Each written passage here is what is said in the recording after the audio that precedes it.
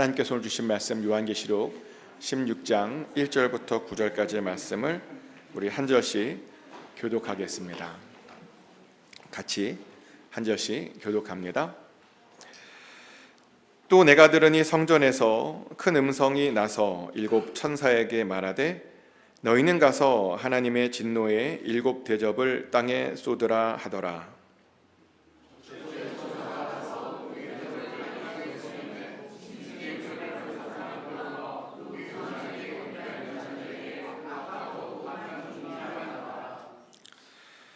둘째 천사가 그 대접을 바다에 쏟음에 바다가 곧 죽은 자의 피같이 되니 바다 가운데 모든 생물이 죽더라.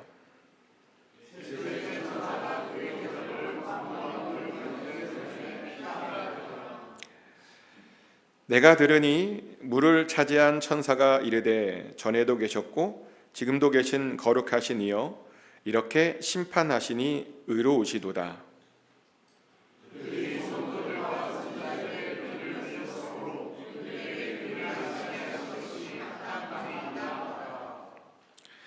또 내가 들으니 제단이 말하기를 그러하다. 주 하나님 곧 전능하신 이시여 심판하시는 것이 참되시고 의로우시도다 하더라.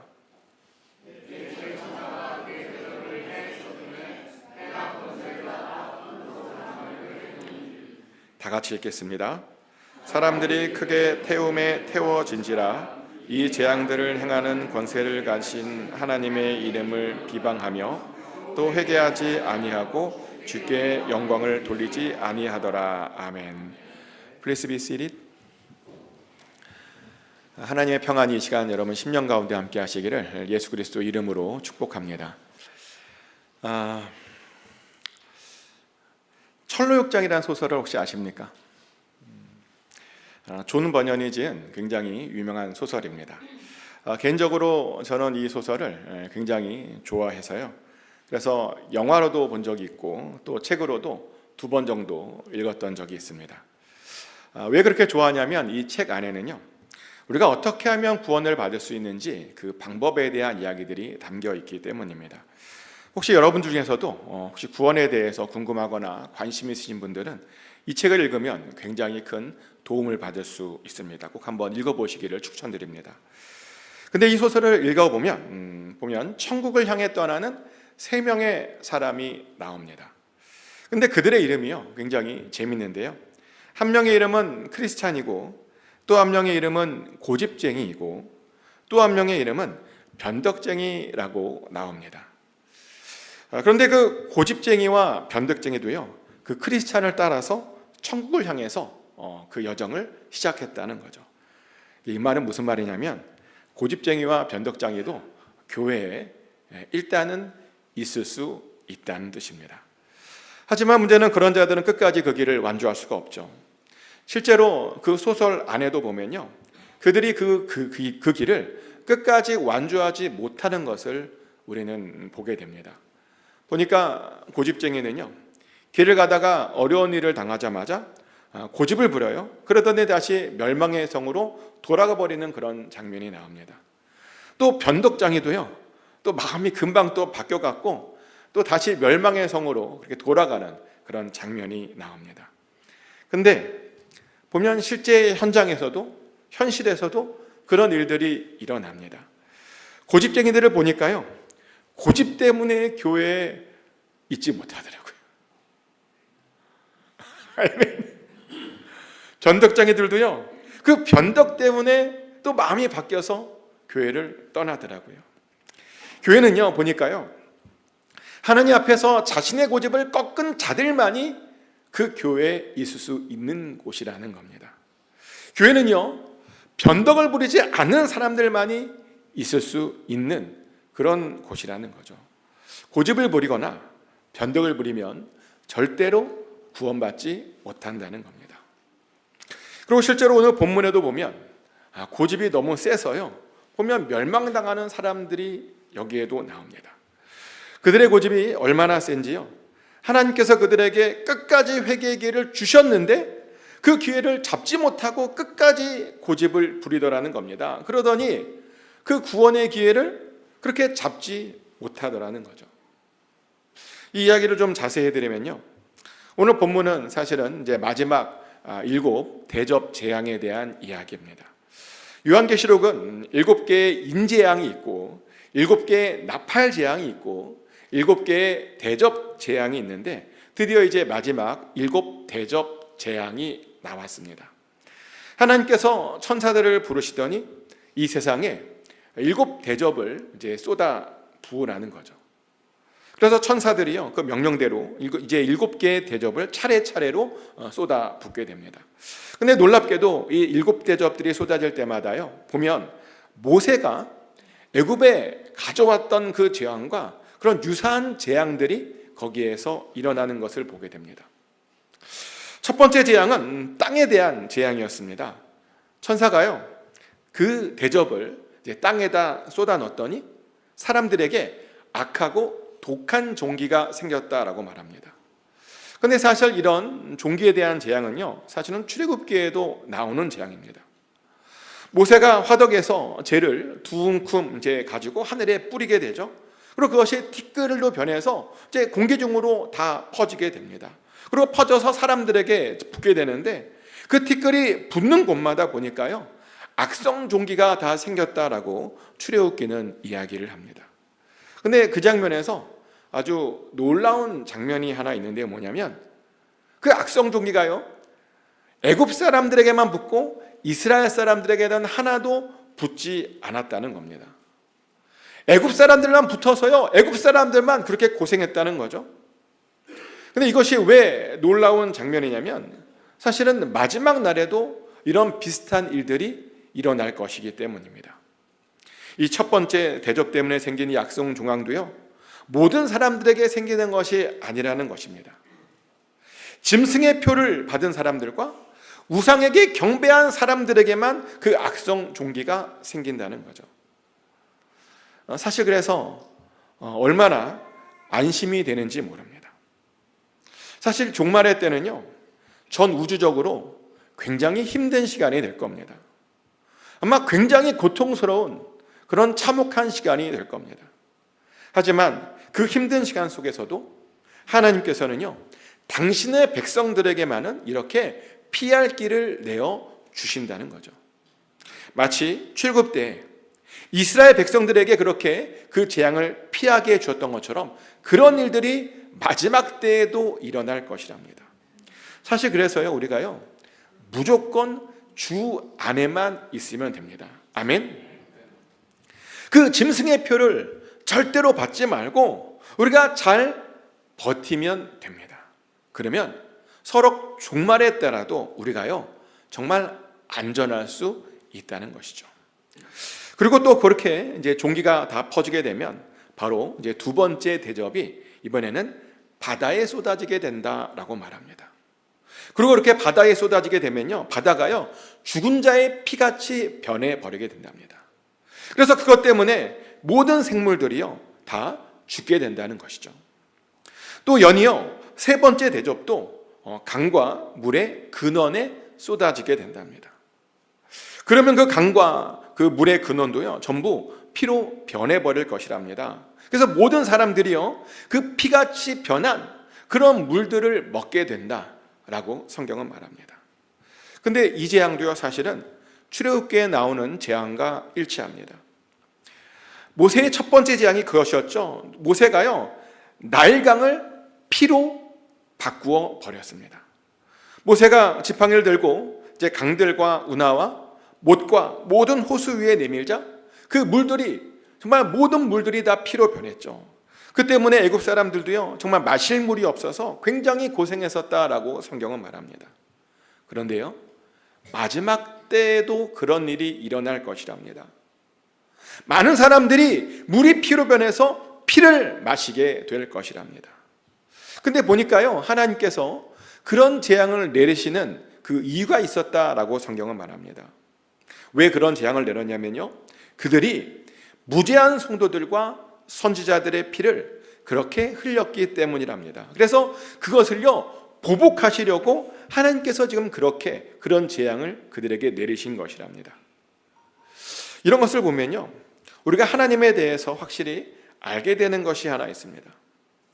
우리 하나님은 보복하시는 하나님이시라는 겁니다. 우리 하나님께서는 당신의 백성들이 고통당하시는 것을 절대로 잊지 아니하시고 그것들에 대해서 반드시 보복해 주시는 그런 하나님이십니다. 실제로 성경을 보면요, 하나님께서는요, 당신의 백성들을 괴롭히는 자들에게 항상 보복하셨죠. 다윗을 괴롭혔던 사울왕, 그 사울왕도요, 하나님께서 보복하셨습니다. 그래서 사울왕은요, 정말 전쟁 중에 아주 비참한 최후를 맞이해야 했습니다. 또 선지자들을 괴롭혔던 그 수많은 거짓 선지자들, 그들에게도 하나님께서 보복하셨습니다. 그래서 결국 그들이요, 이방인들의 손에 죽어가며 나라를 잃어버려야 했습니다. 또 예수님의 죽음을 이르게 했던 그 제사장들, 또 본디오 빌라도 그들에게도 보복하셨죠. 그래서 그들은요, 제사장이었음에도 불구하고, 하나님을 그렇게 섬겼음에도 불구하고요, 구원받지 못했다라고 말합니다. 그리고 또한 지금까지도 우리는요, 사도신경을 외우면서 본디오 빌라도를 그렇게 저주하고 있습니다. 보면 이렇게 하나님께서는요, 하나님의 사람들을 괴롭히는 사람들을 반드시 보복하십니다. 우리를 핍박하고 우리를 멸시하는 그런 자들을 반드시 보복하십니다. 사실 그래서요, 우리가 우리의 힘으로 누군가에게 보복할 필요가 사실은 전혀 없습니다.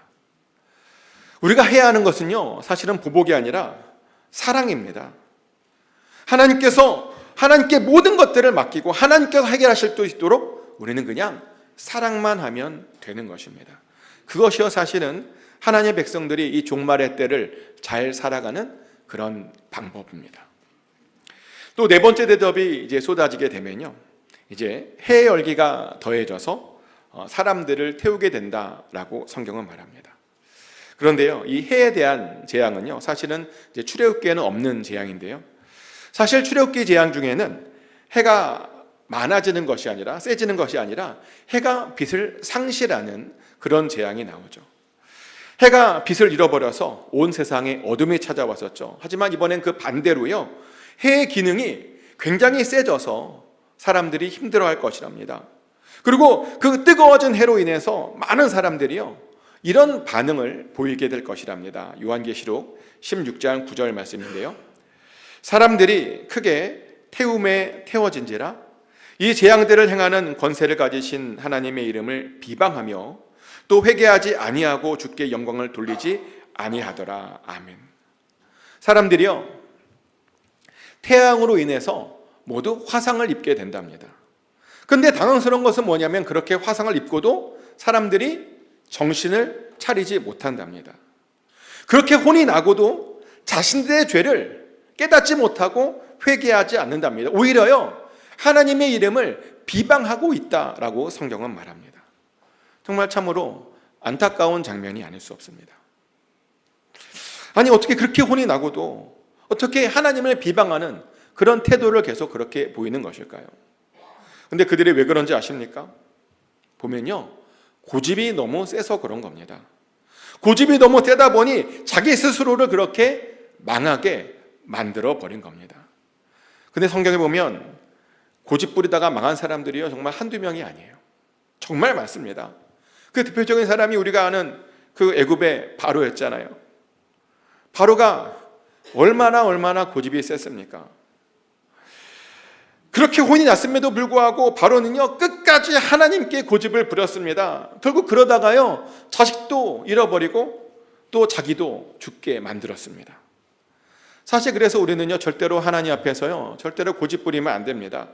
하나님께서 말씀하시잖아요. 그러면 바로 우리의 뜻을 꺾어서 하나님께 내어드려야 됩니다. 사실 그것이요, 가장 안전한 삶입니다.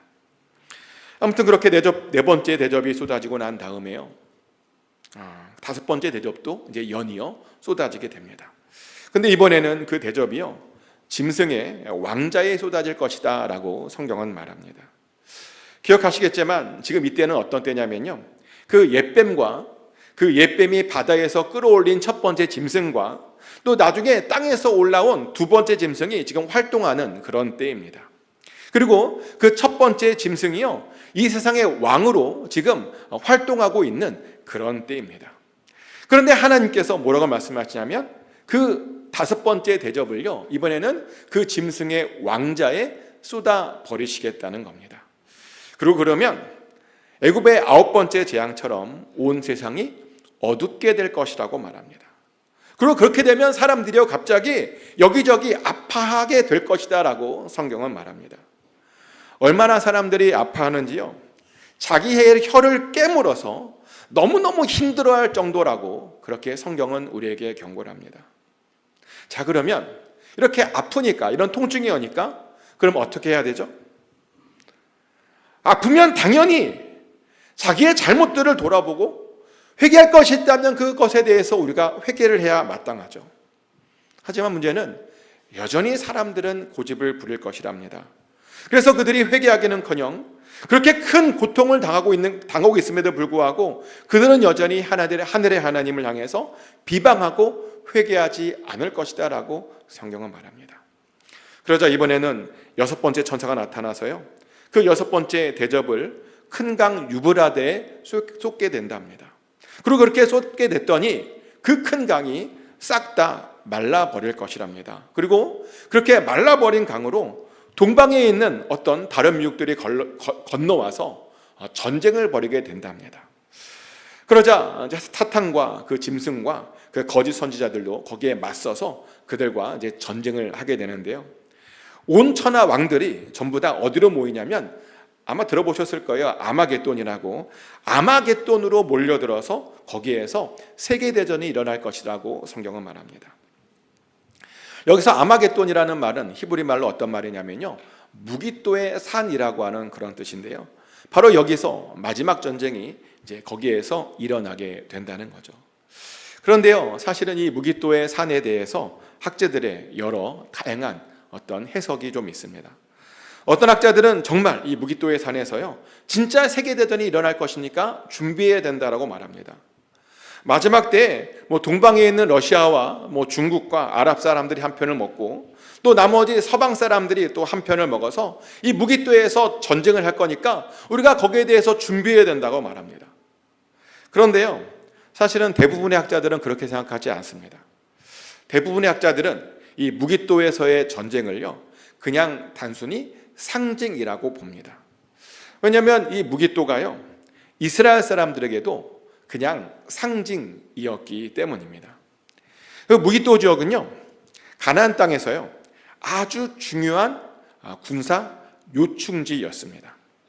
그래서 가나안 땅을 정복하려면 반드시 이 무기또부터 점령해야 하는 그런 군사 요충지였습니다. 실제로 이스라엘이요, 이 무기또 지역에서 무려 200회 넘게 전쟁을 했었죠. 여호수아가 가나안 땅을 정복할 때도 바로 이곳에서 전쟁을 했고요. 또 드보라와 바락도 가나안 땅에 있는 왕 야빈과 그 군대와 연합군을 물리칠 때도 바로 이곳에서 전쟁을 했었습니다. 또 다윗도 이곳에서 굉장히 많은 전쟁을 했었고요. 솔로몬은 이곳에다가 아예 이제 전쟁을 위한 병거성을 건축하기도 했었습니다. 또 유다 왕 아하시아는 예후에게 공격을 받은 후에 바로 이 무기또에서 죽었고요. 또 유다 왕 요시아도 아수르를 치려고 올라가는 애굽 왕 바로를 이곳에서 막다가 바로 거기에서 죽어버렸습니다. 이래서 무기또는요, 이스라엘 사람들에게 전쟁 그 자체를 상징하는 그런 곳이었습니다. 그러다 보니 사도 요한도 그 전쟁의 치열함을 알려주기 위해서 이스라엘 사람들에게 알려진 그 전쟁의 대명사였던 무기또를 그렇게 예로 든 것이다 라고 학자들은 이야기합니다. 그래서 사실 우리들은요, 이 마지막 전쟁이 사실은 어디에서 일어나게 될지 우리가 사실은 잘 알지 못합니다. 물론 이 전쟁이 어떤 학자들의 주장처럼 정말 무기또에서 일어날 수 있습니다. 그리고 어쩌면 정말 이미 이 전쟁이요, 무기또에서 발생했을런지도 모릅니다. 실제로 아직도 이스라엘이 팔레스타인과 이스라엘 안에서 전쟁을 하고 있죠. 분명 지난 10월에 휴전한다 그랬거든요, 두 나라가. 근데 휴전한 줄 알았는데 찾아보니까 아직도 거기에서 전쟁을 하고 있는 중입니다. 근데 보니까 거기에서만 지금 전쟁을 하고 있는 것은 아니고요. 찾아보면 아시겠지만 세계 곳곳에서 지금 계속 전쟁 중인 나라들이 굉장히 많습니다. 러시아와 우크라이나 사이의 전쟁이 아직도 끝나지 않았습니다. 또 최근에는 태국과 캄보디아 안에서 또 전쟁이 일어나고 있습니다. 또 요즘 보면 뉴스에서 보셨겠지만 미국과 지금 굉장히 좀 분위기가 안 좋은 나라들도 최근에 굉장히 많아지고 있습니다. 그리고 그 모든 전쟁들이요, 언제든지 세계 전쟁으로 변할 수 있는 그런 가능성들이 모두 있는 전쟁이라는 겁니다. 그 말은요, 그 전쟁들이 언제든지 바로 무기또에서의 전쟁으로 변할 수 있다는 그런 뜻입니다.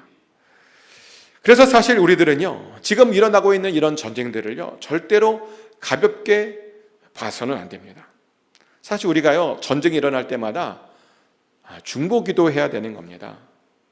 그러면서 그 전쟁이 어떻게 되고 있는지 우리가 체크해야 하는 겁니다. 왜냐면요, 마지막 전쟁이 발생하게 되면 드디어 마지막 7 대접이 공중에서 쏟아질 것이다라고 되어 있거든요. 그리고 마지막 7 대접이 쏟아지게 되면요, 번개와 음성들과 우레소리가 들리면서 온 세상에 아주 큰 지진이 발생이 될 것이다 라고 말합니다. 그리고 그렇게 지진이 발생하게 되면 큰 성이, 아주 크게 보였던 성이 세 갈래로 갈라져서 모든 성들이 다 무너지게 될 것이랍니다. 그러면 섬도 없어지게 될 것이고요, 그러면 그 산도 무너지게 될 것이라고 말합니다. 하늘에서는 아주 큰 우박이 떨어진다라고 말하고요, 그리고 그렇게 우박이 떨어지고 나면 사람들이 공격을 받게 될 것이다 라고 말합니다. 근데 문제는요, 그런 것을 보고도 사람들이 여전히 회개하지 않을 것이랍니다. 사람들은 그런 일을 당하고 있음에도 불구하고 여전히 하나님을 비방할 것이랍니다. 그렇게 여전히 사람들은요, 계속 자기의 고집을 부릴 것이랍니다. 이것이 바로 마지막 때에 있게 될 그 7 대접에 대한 이야기입니다. 그런데 지금 들으셔서 아시겠지만 이 7 대접은요, 철저히 믿지 않는 자들에 대한 심판 이야기입니다. 사실 그러다 보니 이것이요, 하나님의 사람들과는 무관한 일처럼, 나와 관계없는 일처럼 그렇게 보입니다. 그래서인지 많은 성도님들이 이 요한계시록 16장에 나오는 이 심판 이야기에 대해서 사실은 별로 관심이 없습니다. 여러분도 아마 들으시면서 관심이 없었을 거예요. 저도 그랬습니다. 왜냐하면 이 심판이 나와는 너무나 먼 이야기처럼 그렇게 들렸기 때문입니다. 그런데요, 하나님께서 우리 믿는 자들을 위해서 이 심판에 대한 아주 무서운 경고를 하나 남겨놓으셨죠. 요한계시록 16장 15절 말씀인데요, 보라, 내가 도둑같이 오리니 누구든지 깨어 자기 옷을 지켜 벌거벗고 다니지 아니하며 자기의 부끄러움을 보이지 아니하는 자는 복이 있도다. 아멘. 하나님께서 뭐라고 말씀하시냐면 도둑같이 갑자기 이렇게 오시겠다라고 말씀하십니다. 그러니 우리 보고 하는 말이 깨어 있으랍니다. 그래서 우리들은 깨어 있어야 됩니다. 하지만 문제는요, 사람들이 깨어 있고 싶어 하지 않는 그런 모습들을 많이 보입니다. 종말이 오려면 아직도 멀었다고 생각합니다. 물론 그들의 생각도 이해됩니다. 왜냐하면 종말이 오려면요, 첫 번째 짐승과 두 번째 짐승이 먼저 나와야 하기 때문이죠. 그리고 그 첫 번째 짐승이 모든 나라들을 다 이겨야 하고요, 그리고 또 그 첫 번째 짐승이 모든 나라들을 또 다스려야 하기 때문일 겁니다. 그리고 또 두 번째 짐승도 남아서 그 첫 번째 짐승을 위한 그런 짐승의 표도 만들어야 되는데 아직 보이질 않습니다. 아직 얼핏 보면요, 첫 번째 짐승도 보이지 않고요, 또 두 번째 짐승도 아직 나와 있지 않은 것처럼 보입니다. 그러다 보니 우리가요, 아직 우리에게 여유가 있나? 라는 그런 우리가 생각을 합니다. 그래서 사실 우리가 그렇게 안심을 하고 있는 것이죠. 그런데요, 그렇게 안심하고 있는 우리들에게 하나님께서 분명하게 경고하십니다. 그날은요, 도둑처럼 갑자기, 정말 갑자기 오게 될 것이다 라고 경고합니다. 이게 무슨 말인지 아십니까? 어쩌면 그 짐승들이 과거 역사에 이미 나와서 우리가 이미 몇 번의 대접 가운데 있을 수 있다라는 말이고요. 그리고 혹은 갑자기 이 짐승들이 한꺼번에 튀어나와서 모든 종말이 어느 날 갑자기 다 생길 수 있다라고 하는 그런 뜻입니다. 그래서 사실은 아무도요, 아직 시간이 이렇게 많이 남았어라고 하는 말을 할 수 없다는 거죠. 의외로 우리의 생각보다요, 그 마지막 때가요, 가까이 와 있을 수 있다는 겁니다. 자, 그러면 그날이 얼마 남지 않았다면 우리는 그 얼마 남지 않은 그날을 어떻게 준비하며 살면 될까요? 사실 하나님께서 이미 그것을 말씀해 주셨죠. 어떻게 살면 된다고요? 깨어 있으면 된다라고 우리에게 이미 말씀해 주셨습니다. 그래서 우리는요, 정말 깨어 있으면 됩니다. 그렇게만 하면 그 종말을요, 우리가 잘 준비할 수 있습니다. 자, 그러면 깨어 있으려면 어떻게 하면 될까요? 그것을 알기 위해서 우리는요, 우리가 자고 있을 때와 깨어 있는 때를 잘 생각해 보면 되는데요. 자고 있을 때는 보면요, 우리가 잘 못 들어요. 그죠? 자고 있을 때는 말도 잘하지 못합니다. 자고 있으면 잘 볼 수도 없고요. 자고 있으면 잘 움직이지도 못합니다. 하지만 깨어 있으면요, 잘 들을 수 있습니다. 깨어 있으면 잘 말할 수 있습니다. 깨어 있으면 잘 볼 수 있고요. 깨어 있으면 우리가 잘 움직일 수 있습니다. 그런데 영적으로도요, 정확하게 똑같습니다. 영적으로 깨어있는 상태란 어떤 상태냐면 하나님의 말씀을 잘 들을 수 있는 그런 상태를 말합니다. 그리고 동시에 하나님의 말씀을 잘 말할 수 있는 상태고요, 하나님께서 일하시는 것들을 잘 볼 수 있는 상태를 말합니다. 그리고 하나님의 뜻대로 우리가 행동할 수 있는 상태가 바로 깨어있는 상태라는 겁니다. 하지만 영적으로 잠자고 있잖아요. 그러면 하나님께서 말씀하시는데도, 하나님의 말씀이 선포되는데도 그 말씀을 우리가 잘 듣지 못하게 됩니다. 또한 하나님의 일이 우리 주변에서 일어나고 있는데도 불구하고 그 일이, 그 뜻이 무엇인지 잘 모릅니다. 그러다 보니 하나님의 명령을 들어도 잘 움직이지를 못합니다. 그런데요, 우리는 절대로 그렇게 되면 안 됩니다. 우리는 잘 깨어 있어서 잘 봐야 하고요, 잘 들어야 하고요, 그리고 잘 움직여야 됩니다. 그리고 동시에 우리가 입고 있어야 되는 옷이 있는데 그 옷을 잘 입고 있어야 됩니다. 사실 구원받은 자들에게는 하나님으로부터 주어진 어떤 영적인 흰옷들이 있습니다. 과거에는 구원받지 못하다 보니 종처럼 벗고 있었는데 구원받게 되면 자녀로 인정받아서 자녀의 옷인 흰옷이 주어지게 됩니다. 그래서 우리는요, 그 흰옷을 입고 자녀처럼, 자녀답게 살아야 합니다. 하지만 어떤 분들을 보면 자녀의 옷을 분명히 받았거든요. 받았는데도 불구하고 그 옷을 잘 입지 않은 상태로 그냥 있는 사람들도 있습니다. 여전히 종처럼 벗고 지내는 그런 사람들이 있습니다. 그러다 보니 이 사람이 도대체 자녀인지 종인지 구분할 수 없는 그런 사람들도 있습니다. 근데 그래서는 안 됩니다. 크리스찬이면 자녀답게 정말 옷을 잘 입고 있어야 됩니다. 그래서 우리들을 아는 사람들로부터 정말 너는 크리스찬 같아 라고 하는 그런 말을 우리가요, 주변 사람들에게 들어야 됩니다. 그래서 물어봅니다. 어떻게 여러분들의 삶은 어떠하십니까? 누군가가 여러분들의 삶을 보고 여러분들에게 너는 정말 크리스찬 같아 라고 하는 그런 이야기들을 들으며 살고 계십니까? 꼭 그렇게 들으시며 사셔야 됩니다. 왜냐하면 그것이 바로 하나님께서 주신 옷을 잘 입고 있는 그런 상태라는 그런 뜻이기 때문입니다. 그리고 바로 그것이요, 사실은 깨어있다라는 그런 말이기도 합니다. 그리고 바로 그것이 마지막 세상을 잘 준비하는 그런 방법이기도 합니다. 일곱 대접이 언제 세상에 쏟아지게 될지 우리는 알 수 없지만 때가 되면 이 대접은 반드시 쏟아지게 되어 있습니다. 그때 후회하지 마시고 우리가요, 미리 깨어 있어야 됩니다. 항상 하나님께서 주신 그 흰옷 입고 다녀야 됩니다.